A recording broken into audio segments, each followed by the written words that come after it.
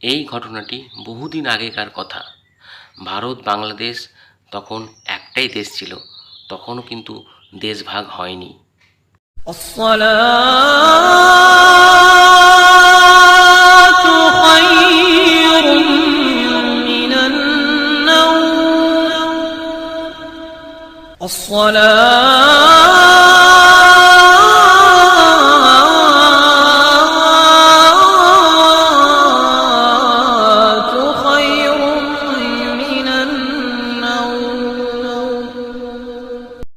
ইমাম সাহেবের ফজরের আজান শুনে ঘুম ভেঙে গেল এবং সে ঘুম থেকে উঠে উজু করার জন্য ঘর থেকে বাইরে বের হলো।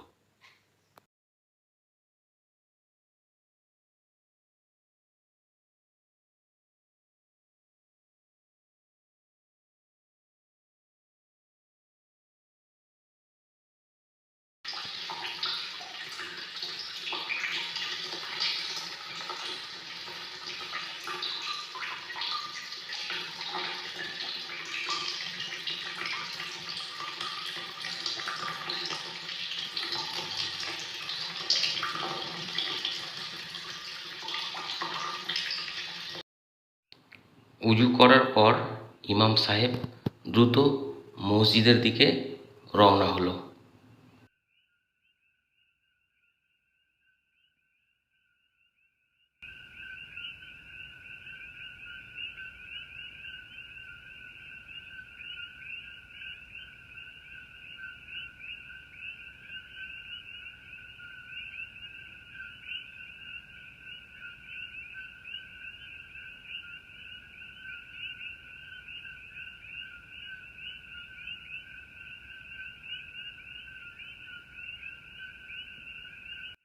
আসসালামু আলাইকুম ইমাম সাহেব, আপনার কাছে একটা জরুরি দরকারে এসেছি।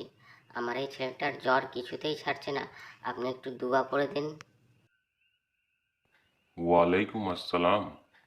কিন্তু মা, ফজরের টাইম আসার কি দরকার ছিল? তুমি তো জোহরের পর আসতে পারতে। ঠিক আছে, আমি দোয়া করে দিচ্ছি।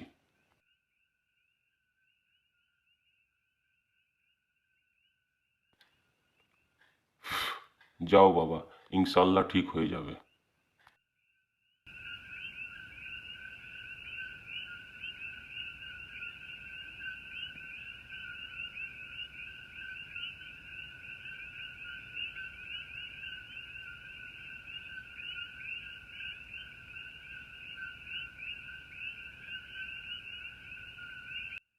আসসালামু আলাইকুম ইমাম সাহেব, আমার ছেলেটা সম্পূর্ণ সুস্থ হয়ে গেছে, জ্বর একদম ভালো হয়ে গেছে। তাই আমি আপনাকে আমার বাড়িতে যৎসামান্য একটু নিমন্ত্রণ ব্যবস্থা করেছি, দয়া করে চলুন আমার সঙ্গে। তারপর ইমাম সাহেব তার বাড়ি নিমন্ত্রণ খাওয়ার জন্য তার সঙ্গে রওনা হলো।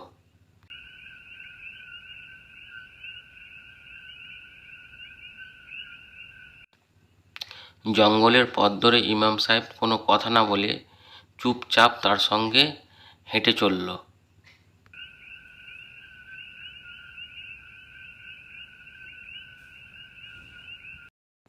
তারপর ইমাম সাহেব এবং জিনটা এক নদীর সামনে এসে জলের মধ্যে প্রবেশ করল। জলের নিচে এসে ইমাম সাহেব দেখতে পেল তার বাড়িটা পুরো রাজমহলের মতো। তারপর সেই জিনটি ইমাম সাহেবকে অনেক সুস্বাদু খাবার খাওয়ালেন।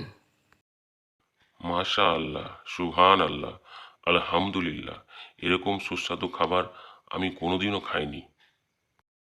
ধন্যবাদ তোমাকে এরকম একটা দাওয়াত দেওয়ার জন্য। অজস্র ধন্যবাদ তোমাকে।